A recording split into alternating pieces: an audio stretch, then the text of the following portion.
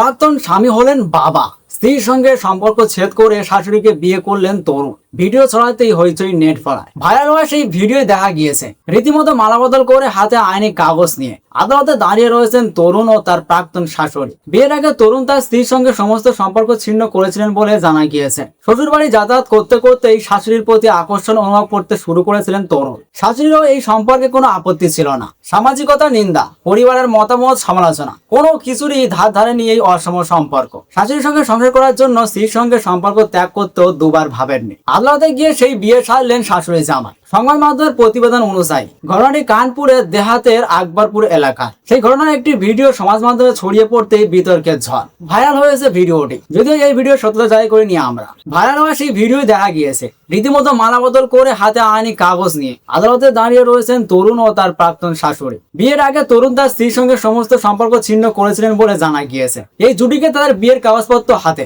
Net নাগরিকদের কাছে তার সম্পর্ক মেনে নেওয়ার জন্য আবেদন করতে দেখা গিয়েছে। তারা এই সিদ্ধান্তের জন্য জনসাধারণের আশীর্বাদ চেয়েছেন। প্রতিবেদনে আরো দাবি করা হয়েছে, মেয়ের বিয়ের পর শাশুড়ি ও জামাইয়ের মধ্যে ঘনিষ্ঠ সম্পর্ক গড়ে ওঠে। এই ঘটনাকে ঘিরে আলোচনা বাড়লেও এখনো পর্যন্ত কোনো পুলিশি অভিযোগ দায়ের করা হয়নি বলে জানা গিয়েছে। ভিডিওটি দ্য তথ্য নামের একটি এক্স হ্যান্ডেল থেকে পোস্ট করার পর কয়েক ঘন্টার মধ্যেই লক্ষ্যবাদ দেখা হয়ে গেছে। ভিডিওটি দেখে প্রচুর মানুষ তাদের প্রতিক্রিয়া জানিয়েছেন। মন্তব্য বিভাগে উপচে পড়েছে নেট নাগরিকদের মন্তব্য।